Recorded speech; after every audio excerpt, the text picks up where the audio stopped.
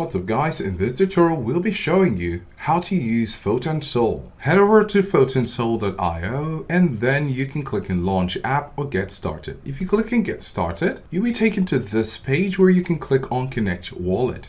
Now, as you can see, this icon is actually the Phantom Wallet icon. So we're going to click on Connect Wallet. And in order to have your Phantom Wallet, you can go to the Phantom website and download the browser extension. So we're going to click on Connect Wallet. As you can see, it's already detected the account we have. So we're going to simply say connect. You can see some signing details to prove ownership. So we're going to take note of the network, which is Solana, and then click confirm. If you find this page, simply click and continue and you'll be taken to this page. Now this is your main Photon Sol dashboard and you can see lots of other cryptocurrencies which you can transact with within the Solana network. So you can simply click on one of them, find details about the chart, and then on the right side, you can actually make some transactions on this coin. You can decide to buy now, buy the dip, or instant buy, and then you're going to select the wallet you'd like to make your purchases on.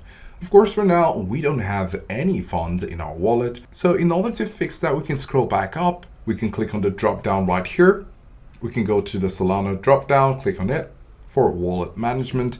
And here under my wallets, you can see wallet 1 and wallet 2. Then here you have your deposit, withdrawal, and archived wallets. Now, if you're trying to make purchases right here on Photon Sol, you're going to have to make a deposit. You have the split option, but you also have the specific amount.